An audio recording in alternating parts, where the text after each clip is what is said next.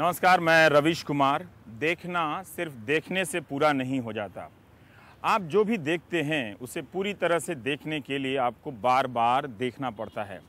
हमारा माध्यम टेलीविज़न चाहे तो कितना कुछ दिखा सकता है, मगर ये भी अपनी अपनी सीमाओं को गढ़ लेता है और ज़िंदगी की वास्तविकताओं को ऐसे कृत्रिम नज़रिए में बदल देता है कि कई बार अपने सोफे पर बैठकर आपको लगता है कि जो आप देख रहे हैं वही सही है, लेकिन वो हो सकता है कि उस तस्वीर का, उस बड़ी सी तस्वीर का मात्र एक छोटा सा टुकड़ा हो।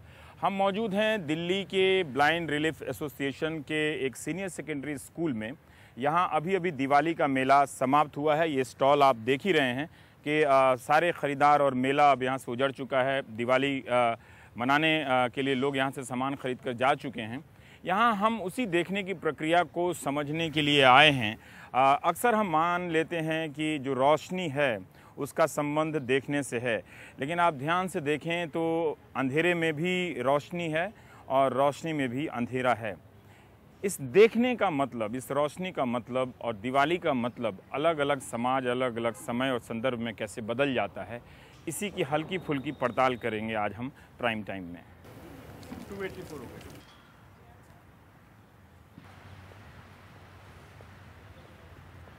अच्छा, अभी भी बचा हुआ है कुछ मेला यहाँ। Let it not be said of us that we had eyes yet failed to see, that we had ears yet failed to hear, that we had the God-given gift to understanding yet failed to understand the miseries of the afflicted and handicapped children of God. U.A. Basrurkar, founder. Durga Bhai Deshmukh College of Special Education, University. किधर है पांडे जी का कमरा? नमस्कार, नमस्कार, कैसे हैं? मैं तो दिल्ली में पिछले 20 साल से हूँ और हर बार देखा है कि जब भी दिवाली आती है यहाँ खूब बड़ा मेला लगता है, लेकिन कभी आ नहीं सका उस मेले में। लेकिन सुना है और देखा है कि काफ़ी संभ्रांत लोग आते हैं यहाँ पे। ये स्कूल कब से है? इसकी थोड़ा सा इसका इतिहास ज़रा बता दीजिए। हमारी संस्था का इतिहास तो सन 1944 से शुरू 44 से दिल्ली शहर में। जी। आप उधर वो तस्वीर देख रहे हैं, श्री और श्रीमती बसरूरकर जी, हाँ, जिन्होंने इस संस्था की स्थापना की थी। अच्छा। और मज़े की बात यह है कि इस संस्था की परिकल्पना, जो विचार जो था, वो उस वक्त हुआ था जब बसरूरकर जी जेल में अंग्रेज़ों की, ये स्वतंत्रता सेनानी भी रहे। अच्छा। तो वहाँ पर उनके जहन में आया कि ये शिक्षा बननी चाहिए।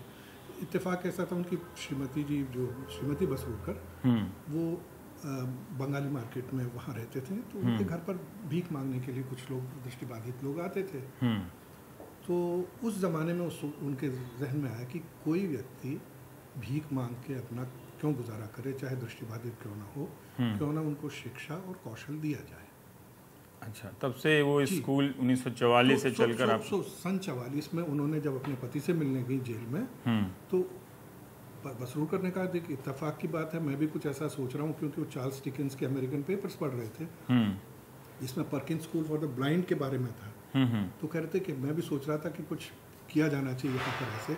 देखिए, दो तरफ ऐसी जुड़ी। जब जेल से बाहर निकले सन 46 में बदरपुर में हम लोगों ने 2 लड़कों के साथ यहाँ पर काम शुरू किया। बदरपुर में आपने बदरपुर में शुरू किया। हाँ। वो भी एक कहानी ऐसी है कि उनके जेल में एक दूसरे स्वतंत्रता सेनानी थे। हाँ। उन्होंने कहा, भाई मेरे भाई की ज़मीन पड़ी, आप वहाँ को शुरू कर लीजिए। अच्छा। तो उन्होंने कहा ठीक है। उन्होंने कहा मैं किराए पर जी। तो वैसे तब से 46 से आप ये सन 46 से चले आए। चलिए फिर हमें लेते चलिए। हाँ, 1966 से टीचर्स ट्रेनिंग के बारे में चल रहा है। पूरा इंडस्ट्रियल ट्रेनिंग है यहाँ पे, नहीं लग भी रहा है कि पूरा फैक्ट्री जैसा, बीच दिल्ली के बीच में एकदम ऐसा लग रहा है कि मैं किसी फैक्ट्री में आ गया हूँ। ये हमारा रिकॉर्डिंग स्टूडियो, यहाँ पर किताबें तैयार की जाती है। अच्छा, रिकॉर्डेड बुक्स। ये यहाँ जो ये किताब, अगर बहुत सारे हमारे दर्शक जिन्होंने ऐसा कभी मौका नहीं देखा होगा कि ब्रेल तरीके से दृष्टिबाधित छात्रों के लिए किताबें कैसी बनती हैं, किस तरह से, तो ये कमरा है जहाँ रिकॉर्डिंग होती है। रिकॉर्डिंग स्टूडियो, इधर हम एडिटिंग वगैरह करते हैं। जी, मेरा नाम रविश कुमार है, मैं एनडीटीवी इंडिया से आया हूँ। और नमस्कार। हाँ, कैसे हैं? राजपाल जी। राजपाल जी, आप कैसे हैं? राजपाल जी हमारे कंप्यूटर इंस्ट्रक्टर हैं। अच्छा। और हमारे स्कूल के ही छात्र रहे हैं। अच्छा, दिल्ली यूनिवर्सिटी से। तो ये आईएएस वगैरह बनने की भी किताबें हैं आपके पास? हैं, ये सारा आप लोग वॉइस रिकॉर्डिंग करते हैं? हाँ, अच्छा, हम जैसे लोग काम नहीं आ सकते आपके? बिल्कुल आ सकते हैं। ये इन सारी को आप वो कैसेट में बदलते हैं या सीडी में बदलते हैं राजपाल जी? MP3 बनता है। MP3 बनता है, अच्छा। और साल भर में कितनी ऐसी ऑडियो किताबें तैयार कर, कोई और पब्लिशर नहीं है आप लोगों के लिए, आप लोग खुद तैयार करते हैं अपनी किताबें? नहीं, पब्लिशर तो हैं। हाँ, पब्लिशर तो कोई पब्लिशर तो जनरली होते हैं। हाँ, तो हार्ड कॉपी लेके तब रिकॉर्ड करना पड़ता है। अच्छा, हार्ड कॉपी तो बाहर से लेनी पड़ेगी ना किसी भी पब्लिशर की। उसको पढ़ते हुए तो इस तरह से आपके पास कितनी किताबें होंगी? मेरे ख्याल से सुनील जी कितने 1000 से ज्यादा किताबें होनी चाहिए। 1000 से ज्यादा किताबें आपने जब से, मतलब ये कब से कर रहे हैं आप लोग? 83 से हमारा 83 से शुरू हुआ है। और ये शायद पूरे देश भर में जाता है या ये नॉर्थ इंडिया के लिए आप लोग सप्लाई करते हैं? हम बस आए हैं आपकी ज़िंदगी में झांकने। सब लोग शाम को घूमने जा रहा है। सब सो गए हैं? ओहो, कैसे हैं आप लोग? नमस्ते नमस्ते। मैं तो एक टीवी का पत्रकार हूँ, रवीश कुमार नाम है मेरा। बैठिए बैठिए बैठिए। आप पहले बैठिए। चलिए मैं बैठिए, आप बैठिए। तो आप लोग दिवाली में घर नहीं गए? कहाँ के हैं आप? मैं मध्य प्रदेश के रहने वाला हूँ। अच्छा, नाम आपका? सत्येंद्र कुमार साहू। अच्छा, घर क्यों नहीं गए? तो इस बार नहीं जाना था? नहीं सर। अच्छा, और आप? सर मैं उत्तर प्रदेश से याद रहा हूँ। कहाँ से? उत्तर प्रदेश से। उत्तर प्रदेश में कहाँ? मथुरा। मथुरा। और आप? सर मैं तो दिल्ली में ही रहता हूँ। अच्छा, तो सर घर इसलिए नहीं गया सर, हाँ क्योंकि सर मैं यहाँ पे 9th क्लास में आया था। हाँ। और उसमें मैं पहली दिवाली मैंने स्कूल में मनाई थी, और ये भी सर लास्ट एग्जाम में 12th क्लास में, तो लास्ट दिवाली मैं स्कूल में ही मनाना चाहता था सर। वो क्यों? सही साल पता नहीं हमें मौका मिलेगा नहीं मिलेगा अपने दोस्तों के साथ। ओहो, तो ये आपके दोस्ती की आखिरी दिवाली है नहीं? हाँ जी सर। तो पता नहीं आप जिंदगी में कहाँ कहाँ नौकरी करेंगे, क्या क्या करेंगे। कॉलेज में भी बिछड़ जाएंगे। आखिरी साल है। अच्छा, हमें बताया गया, मतलब आप दिवाली आपके लिए क्या मायने रखती है? मैं आप लोगों से इस सवाल के बारे में बात करने के लिए आया। जैसे कि सर सबके लिए मायने होती है कि ये ज्योति का उत्सव है, इसे बुराई पे जो सच्चाई की विजय है, वही हमारे लिए भी वही मतलब है। तो सही से हम यही सीख लेते हैं। तो पटाखे वगैरह छोड़ते हैं आप लोग? Yes sir. अच्छा, कैसे? तो डर नहीं लगता, घबराहट नहीं होती कि कहीं कुछ फूट फाट के आ गया? हैं? नहीं सर। पटाखे तो बहुत छोड़ते हैं। हाँ, वो बढ़ा दीजिए हमारी महफिल। आइए बैठिए। Good afternoon. Good afternoon. मेरा प्रोग्राम सुनते हैं आप? बहुत अच्छा। आपका नाम? बहुत अच्छा लगता है सर आपका प्रोग्राम। हाँ, इमरान अहमद। और आप भी मेरा प्रोग्राम देखते हैं? क्या बात है। मैंने सर आपको आवाज से ही पहचान लिया। आवाज से पहचान ले? ठीक है, अब आवाज से ही बातें करते हैं हम लोग। सर हम लोग यही कल्पना कर रहे थे कि आप ही आएंगे। अच्छा, आपने सोचा था मेरे बारे में? देखिए मैं आ गया। आपका नाम क्या हुआ? सर विशाल। विशाल। अरे वाह, क्या बात है। तो यहाँ प्राइम टाइम के भी दर्शक हैं। बिल्कुल सर। कमाल है। आपने तो मुझे मेरा उत्साह बढ़ा दिया आप लोगों ने। सर जब हमेशा अपने टीचर थे सर, हमारा उत्साह बढ़ाया सर। नहीं, अब मुझे तो बहुत खुशी हुई। मतलब आप लोगों के रूटीन में ये हिस्सा है, देखते हैं नहीं? सर अभी हम लोग दूसरे में थे, जैसे हमें पांडे से बताया कि आप आ चुके, तो हमने सोचा कि शायद रमेश जी आए होंगे। अच्छा, एक बात बताइए कि देखना है ना, दिवाली रोशनी से उसका ताल्लुक माना जाता है, ठीक है? पूरी दुनिया, मतलब हम जिस दुनिया को देखते हैं वहाँ काफ़ी रंगीनियत है, बहुत सारी रोशनी के तरह तरह की चीज़ें हैं। आप लोगों के जहन में इस देखने का क्या मतलब है? अगर मैंने कोई बहुत गंभीर सवाल ना पूछा हो तो फिर हम शाहरुख खान पे भी बात कर सकते हैं हाँ। देखने में जो शक्ति होती है सर, हाँ सर वैसे ही शक्ति का अनुभव हम लोग सर दिवाली में हो रहे शोर आपके लिए देखना सुनना है। हाँ जी सर, है ना? कुछ चीजें होती हैं हाँ सर, कुछ चीजें होती है जिसे हम देख तो लेते हैं, हाँ। लेकिन फिर भी वो स्पष्ट नहीं हो पाता है, लेकिन हाँ। उसे सुन लेते हैं तो वो पूरी तरीके से स्पष्ट हो जाता है। सुनने से ज्यादा स्पष्ट होता है। कुछ चीजें ऐसी होती है नहीं? आप क्या कर रहे थे? सर दो चीजें हैं। हाँ। या तो सुनकर या फिर लोगों की बताई हुई चीजों पर, दोनों को मिला के जो कल्पना होती है उससे एंजॉयमेंट होता है। उससे एंजॉयमेंट होता है ज्यादा नहीं कि ये चीज ऐसी होगी है। माइंड एकदम से बना लेता है, माइंड बन जाता है अपने आप वो उसी चीज को रिकॉग्नाइज कर लेता है कि वो एक्चुअल में होगा क्या। जी। और सर कई लोगों को तो ऐसा हुआ बाद में ब्लाइंड हुआ है, तो उनको खुद ही ऐसा होता था, जो पहले देख चुके तो उसके जैसे करते तो उन्हें अपने मन में खुद ही चित्र बनने लगता कि ऐसा होगा ऐसा होगा। अच्छा, पटाखा जैसे पटाखे छोड़ते हैं हम लोग, या दिवाली की रोशनी, जब दिवाली के दिन हमारे तो घर ना जाएं, कोई अपने ना रहे तो वैसे ही उदास हो जाते हैं हम लोग बैठ के, क्या यार घर नहीं गए, कोई आया नहीं हमारे घर में, है ना। हॉस्टल में पड़े हुए हैं, जब हम स्टूडेंट एज में थे, हॉस्टल में तो मैं नहीं रहा, लेकिन तब भी जो किराए के कमरे में एक उदासी छा जाती थी कि सब चले गए एक ट्रेन का टिकट हमें मिला ही नहीं। हाँ लेकिन सर हम लोग सर घर से ज़्यादा यहाँ पे ज़्यादा एंजॉय कर पाते हैं। क्यों सब कोई कह रहा है घर से ज़्यादा यहाँ क्यों, मतलब क्या है? यहाँ सर ओपन है ना, हम फ्रेंड्स के साथ कैसी भी किसी भी तरह की मस्ती कर सकते हैं। घर में सर बाउंडेशन हो जाती है। और ऐसी क्या बाउंडेशन? दिक्कत ये रहती है सर, थोड़ा पटाखे उठाके जलाने से, घर में थोड़ी पटाखे उठाके जलाने पर सर उन्हें इतना पता नहीं था सर कि बच्चे जला वाला भी पाते सर, मतलब उतना वो अभ्यस्त नहीं रहते सर। यहाँ पे सर आके बच्चे पटाखे, क्योंकि घर पे सर यहाँ पे जो सर शुरू से ब्लाइंड होते हैं सर, वो सर सीख नहीं पाते, और सर यहाँ पर आते हैं तो सर कई ब्लाइंड अपने साथियों को देखते हैं जलाते हुए, तो वो भी इनके साथ रहते हैं, सीख ही लेते हैं सर। तो यहाँ पर ओपनली खुला जला लेते हैं। विशाल, ये बात मतलब मैं समझ गया कि घर में वो ज्यादा मोह और स्नेह से आपको छूने नहीं देंगे कि नहीं तुम मत जलाओ, लेकिन यहाँ आप लोग, उनको ये नहीं मालूम कि यहाँ आप लोगों ने जलाना सीख लिया है। नहीं, और हाँ सर यहाँ पे सर जो बम है सर उससे जलाने से जो स्किल होती है वो भी डेवलप हो गई। वो क्या स्किल होती है? बम वो वाला बम नहीं, वो जो उधर अफगानिस्तान में फूट जाता है। नहीं सर, पटाखे वाले बम। पटाखे वाले बम, उसमें क्या स्किल है? सर जैसे कि सर जब साइटेड होते हैं सर एक बम लेते हैं,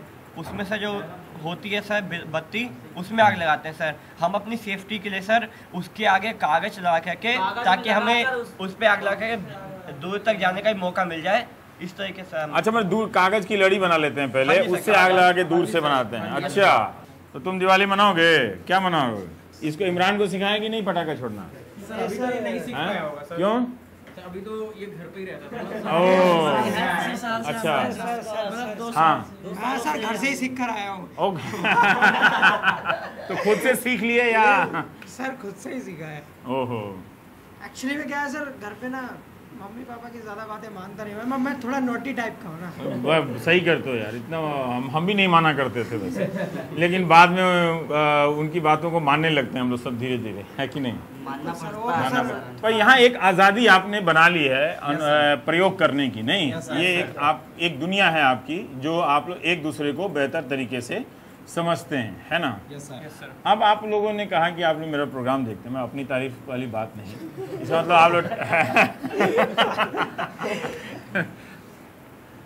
टेलीविज़न तो जो दिखाता है वो ये सोच के दिखाता है कि आपके घरों में वो एक दुनिया ला रहा है, ठीक है?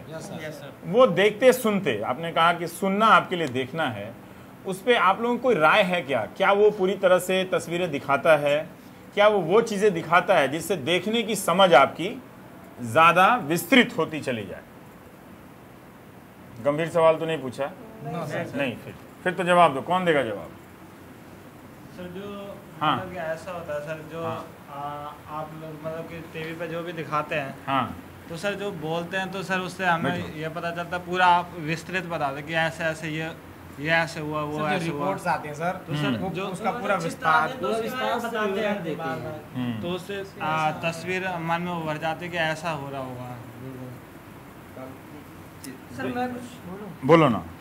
सर न्यूज़ में तो मतलब इतना एक्सेसिबिलिटी लगती नहीं है, लेकिन डिस्कवरी जिस टाइप की अपनी कमेंट्री करता है उसके प्रोग्राम्स की, वो बिल्कुल एक रियल जो तस्वीर में होता है वो उसको एकदम ऑडियो में अपनी कमेंट्री के जरिए उतार देता है। न्यूज़ में आपने क्यों कहा? न्यूज़ में सर इसलिए नहीं होता कि लगभग चीज़ें वो ऐसे बोलते हैं कि आप देख सकते हैं, आप देख रहे होंगे, वो उसको पूरा क्लियरली बता नहीं पाते हैं। ये आपने मेरे बारे में कहा? नहीं सर, आपके बारे में। खैर बताइए, फिल्में कोई देखी आप लोगों ने? Yes sir. कौन सी वाली भाई? लगभग सारी देखी। सारी हैं? इधर कौन? हैदर देखी आप लोगों ने? हैदर नहीं देखी। फिर सर इधर मैंने तो सर लेटेस्ट जब अभी तक देखी है एंटरटेनमेंट देखी है सर। वो बैंग क्या? इंटरटेनमेंट। अच्छा, तो विशाल मैं जानना चाह रहा था कि सारे लोग आते हैं, तो अभी पांडी से बात हो रही थी, मैं आपकी फैक्ट्री से जब गुजर रहा था तो हमने कहा कि यहाँ पे तो आप बहुत सारी चीज़ें बना सकते हैं, तो अगर ये उद्यम है तो इसका उपार्जन भी होना चाहिए, मतलब कमाई भी होनी चाहिए। तो सिर्फ लोग मोमबत्तियाँ खरीदते हैं, अदर चीज़ें क्यों नहीं खरीदते? ये कहना या आप लोग अच्छा नहीं बना पाते हैं? ऐसा नहीं है ना। रविश जी, मैं इसको थोड़ा स्पष्ट करना चाहूँगा। हाँ। ये जो बच्चे जिनसे हम बात कर रहे हैं, हाँ। ये हमारे स्कूल के छात्र हैं। सॉरी, हाँ। जो हमारे मोमबत्तियाँ बनाना या दूसरे जो हैं, ये कौशल प्रशिक्षण का हमारा कार्यक्रम एक अलग है। अच्छा। उसमें बड़े जो वयस्क जो हैं, दृष्टिबाधित लोग, उन लोगों को हम अच्छा, ये बच्चा पार्टी है। तो ये बच्चा पार्टी, ये तो सब आप IAS बढ़ने की किताब देख रहे हैं या कॉलेज में यूनिवर्सिटी में जा करके इस किस्म की इनकी मंजिलें उसके। तो कितने लोग आप में से IAS बनना चाहते हैं? आप विशाल IAS बनना है? आप भी? हाँ, इसीलिए आप लोग घर नहीं गए हो। जो भी ये कुछ बनने वाले जो कीड़ा होता है ना, वो घर नहीं जाता है, वो हॉस्टल में ही रह के कुछ ना कुछ वो छुट्टियों के मौके पे पढ़ाई करते रहता है। ये सोचते हैं बैंक में जाएंगे या ऑफिस में काम करेंगे, टीचर बनने की सोचता है, टीचर बनने की सोचते हैं, लेक्चरर भी बन सकते। अरे वाह। हमारे यहाँ बहुत सारे छात्र हैं जो इस वक्त दिल्ली यूनिवर्सिटी में पढ़ा रहे बहुत हैं। सारे लोग बैंक में भी चले गए हैं, अच्छा, जॉब कर रहे हैं अच्छी तरीके से, उनको कोई दिक्कत भी नहीं है। अच्छा, दिवाली को लेके हमारी कल्पना, मैं जो ठीक ठाक मतलब उस देख सक रहा हूँ, आप अलग अलग स्तर हैं देखने के भी, है ना? उनमें अंतर क्या है इसमें, या सब चीज़ वैसा ही है जैसा हम देखते हैं, जैसा आप जानते हैं वैसा हम जानते हैं? हाँ विशाल? सर अब तक सर ऐसा कोई मुझे तो सर कोई अंतर नहीं लगता। कोई अंतर नहीं लगता? नहीं सर, नहीं सर मेन चीज़ होती है सर फीलिंग की सर। फीलिंग? हाँ जी सर, जब सर फेस्टिवल होता है सर अलग ही इन्वायरमेंट हो जाता है, उसे आप फील करेंगे तो जिस आपको तरीके से हम फीलिंग करेंगे वही पता चल जाएगा कि सर दिवाली। तो सर अब तक तो इतने सालों जितना सर अब तक देखा है सर, कोई अंतर तो वैसे ज़्यादा नहीं है ना? मतलब वो तो पटाखा जोड़ने का मतलब यहाँ उस्ताद कौन है इसमें से? सुतली बम कौन चलाता है? यस सर, सारे सुतली बम वाले हैं। अच्छा, ज़्यादा और प्रमोट मत करना अपने आप को। प्रमोशन जरूरी है लाइफ में। प्रमोशन जरूरी है? नहीं यार, वो सुतली बम से वो वाले बम में मत चले जाना, ग्रेनेड जो बचता है वो अगले दिन के लिए काम आ जाता है। अगले दिन के लिए। हाँ, ये तो अच्छा, ये बचपना अभी गया नहीं ना। हम भी दिवाली के अगले दिन 2-4 पटाखे बचा के रखा करते थे कि सुबह फोड़ेंगे। एक प्रकार से ये हो जाता है कुछ तो कभी पहले तो हम जब मतलब आज से कभी कभी तो सर हम 5 लोग साल पहले 2-4 दिन तक बचा के रखते थे, जब स्कूल खुलता था तो उस दौरान में उसका प्रयोग कर लिया करते थे। आप क्या कर रहे थे? सर पहले तो ऐसा होता था कि 2-4 साल पहले तो हम मतलब छोटी दिवाली से ही फोड़ना शुरू कर देते थे और बड़ी दिवाली के 3-4 दिन तक हमारे पास पटाखे पड़े रहते थे। यार अब क्या हो गया, छोटी से बड़ी के बीच में क्या पटाखे कम? अब तो हम खुद ही खत्म कर देते, सोच ले क्या बचाना, अब तो छोड़ो खत्म। अच्छा, बहुत सारे इस दुनिया में एक बहस हो रही है कि पटाखे अब नहीं छोड़ने चाहिए। इस पे आप लोग को मैं नहीं कहने हूँ कि आप नहीं छोड़िएगा, इस बार छोड़ लीजिएगा, अगले बार से देखा जाएगा।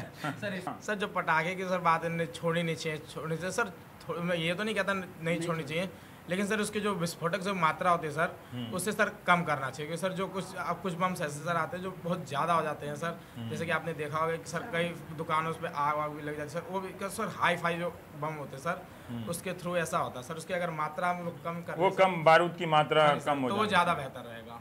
क्योंकि सर इससे आग भी लग जाती है और दूसरी बात सब पर्यावरण प्रदूषण जो होता है सर इसका भी प्रभाव। थोड़ा बारूद कम कर दें, मात्रा कम कर दें, उसको छोड़ें और उसको मजा करें। पटाखों को सर हम लोग रोक लगाने वो वैसे भी आप लोग इस्तेमाल नहीं करते होंगे। आप कुछ कह रहे थे? सर पटाखों से पहले एयर पोल्यूशन, पटाखों से एयर पोल्यूशन होता है।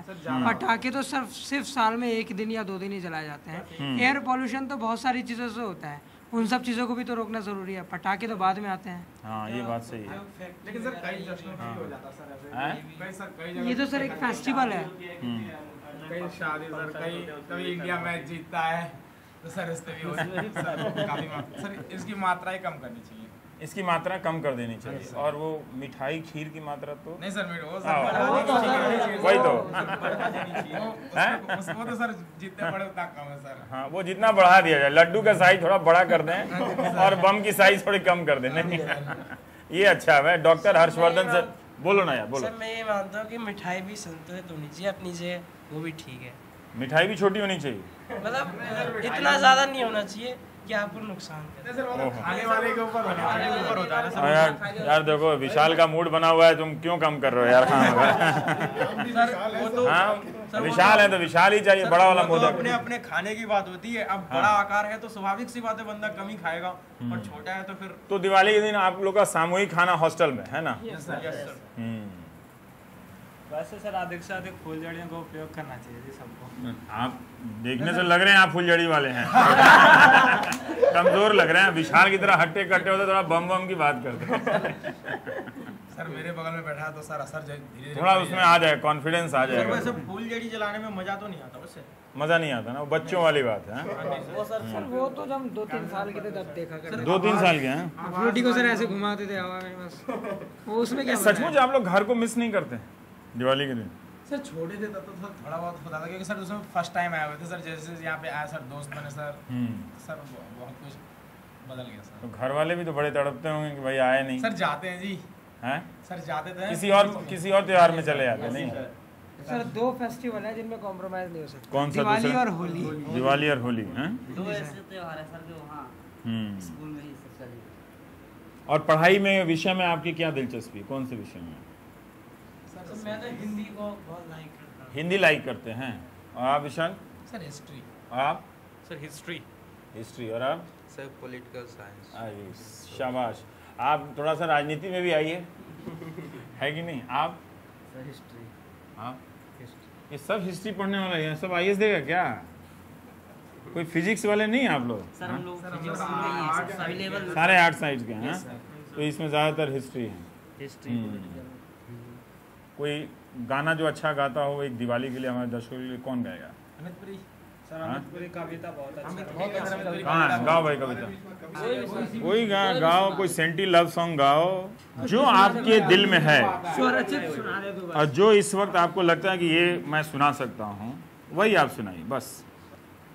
रंज की जब गुफ्तगू होने लगी, रंज की जब गुफ्तगू होने लगी, आपसे तुमसे तू होने लगी, रंज की जब गुफ्तगू होने लगी, मेरी रुसवाई की नौबत आ गई, मेरी रुसवाई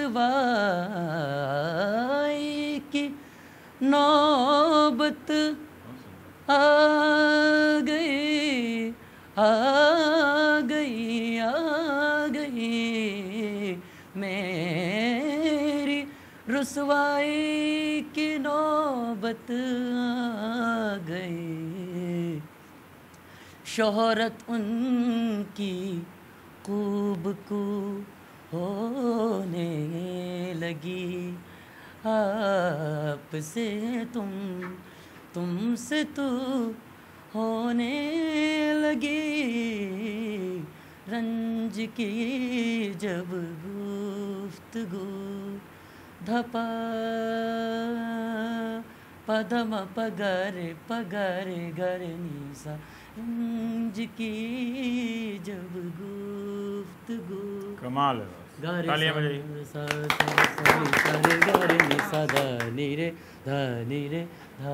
तुमने सीखा है क्या, ट्रेनिंग ली है? म्यूजिक सर, अब सर यहाँ पे म्यूजिक का पीरियड होता है। म्यूजिशियन है ये हमारे स्कूल का, शानदार गाया, सबसे अच्छा म्यूजिक तगड़ा है। कवि भी है इनकी कविताएं कविता लिखता है सर, बहुत अच्छी कविताएं लिखता है। कविता भी अच्छी लिखता है ये। कोई तुम्हारी लिखी हुई कोई कविता? सर पॉलिटिक्स के ऊपर या लव के ऊपर, या फिर एक पॉलिटिक्स के ऊपर, एक लव के ऊपर। पहले लव तो होते रहना चाहिए। हाँ, कांग्रेस का सर टाइम थोड़ा खराब सा चल रहा है ना, तो कांग्रेस से खराब चल रहा है तो सुतली बम फोड़ो कांग्रेस में, क्या जाता है? वही फुट रहे हैं सर। हाँ। आप सुना, आपका सुना भाई सर शीला वाली लोगों की फरमाइश है सर, मैंने मस्ती मजाक में लिख दी थी, इन लोगों ने सुन ली तो इन लोगों को पसंद आ गई थी। अच्छा। सर शीला दीक्षित जी जब अभी चुनाव जब हार गए थे, कांग्रेस दिल्ली से चुनाव हार गई थी, उसके बाद ये कविता लिखी थी। आ जाता हूँ। 15 बरस का शासन दिल्ली में मेरा, 15 बरस का शासन दिल्ली में मेरा, याद मुझे हर पल हर लम्हा आता है, पहले लोगों पर मैं हुक्म चलाती थी, अब हर नौकर मुझ पर हुक्म चलाता है। क्या बात है यार, क्या बात है। अपमानों का हार गले में लटका है, हाय कृष्ण हाय राम ये कैसा झटका है।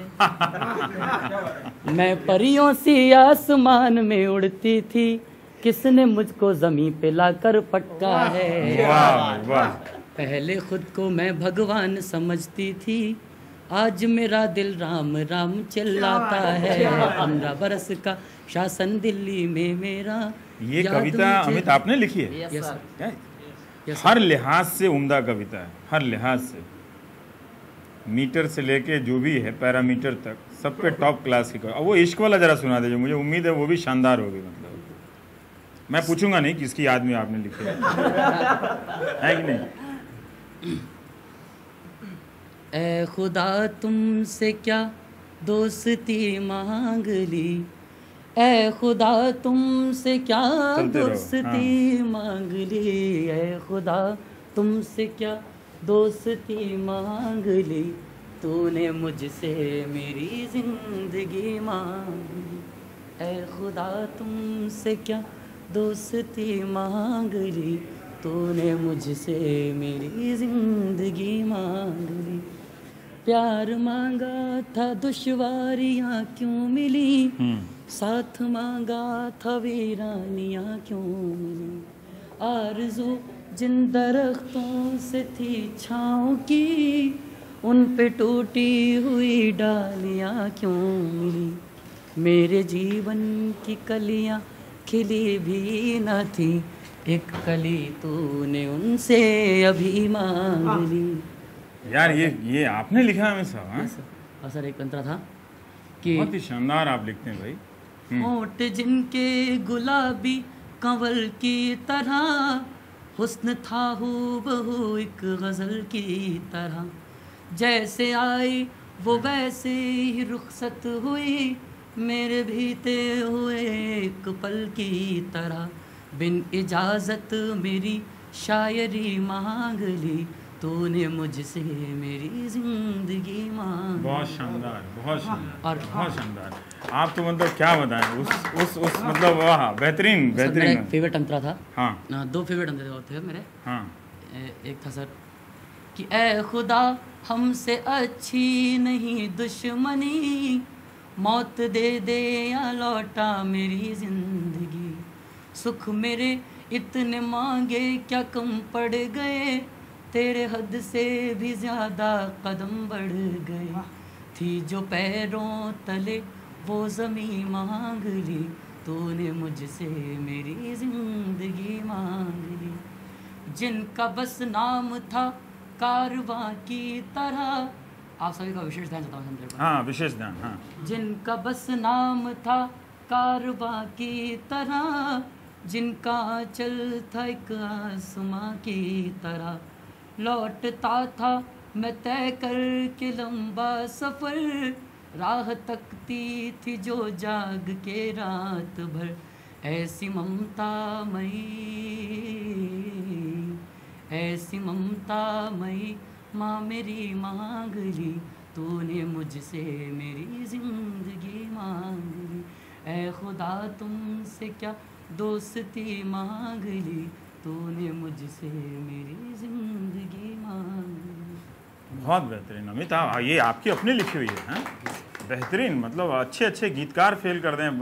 जो आज जो गज़ल लिखी जा रही है उसमें हर लिहाज से आपने श्रेष्ठ कोटि की गज़ल आपने अभी सुनाई। और अब ये सारा गाने का किस तरह से गाया जाए, इसका कंपोजिशन वगैरह सब आप खुद करते हैं? नहीं, बहुत ही बढ़िया। और आपका पॉलिटिकल सटायर तो मुर्गा छाप भी कुछ था क्या? हाँ?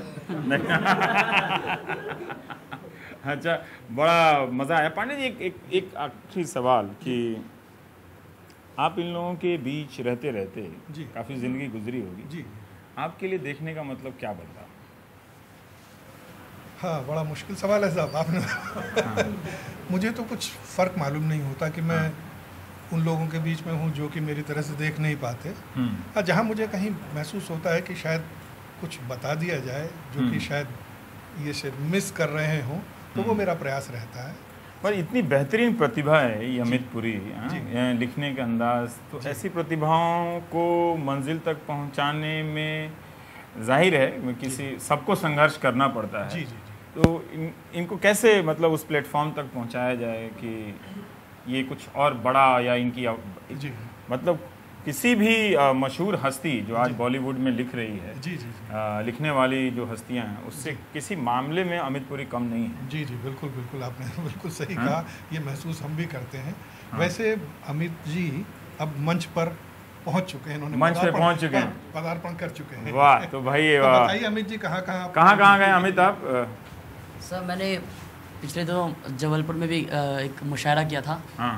और अभी ये हाल ही में 23 सितंबर को रामलीला ग्राउंड में यहाँ पे रोहिणी जो इधर है, हाँ। इधर भी किया था सेक्टर 12 में। हाँ। गजेंद्र सोलंकी जी के साथ, हाँ हाँ। बाल कवि वैरागी जी के साथ। अरे वाह, उनके साथ किया था। और जी। अभी 2 फरवरी को दिनेश रघुवंशी जी के साथ हमारे BRA में हुआ था। तो इन लोगों बहुत बढ़िया, बहुत ही बढ़िया। हमारे सब मित्रों की दुआओं से हमारे क्लासमेट्स हमारा इतना उत्साह बढ़ाते हैं जहाँ भी। 2-4 गज़ल तो यूं ही उत्साह में निकल आती होगी आपको। जो आपकी ट्रेनिंग है और जो पकड़ है वो लाजवाब है। आप लिखते रहिए। पास बैठते बैठते शब्दों का भंडार भी मिल जाता है। हाँ, लेकिन स्कूल से जाने के बाद पांडे जी पे लिखिएगा आप। पांडे जी पे तो नहीं लिखा है ना आपने कुछ नहीं? सर मैं लिखूंगा जरूर। हाँ जरूर लिखिएगा, लेकिन स्कूल से जाने के बाद आप लोगों के साथ प्रॉब्लम हो जाएगी। हाँ, स्कूल में रहते रहते प्रॉब्लम हो जाएगी। स्कूल से जाने तक लिखूंगा। हाँ, स्कूल से जाने तक लिखना। आखिर में एक ट्रिब्यूट कि आपके साथ रहे, बहुत कुछ सीखा। और ये भी अच्छा है, पांडे जी भी याद करेंगे कि आपने एक इनके लिए भी अच्छे चीज़ें रही। पर आप सब लोगों से मिलके मज़ा आया।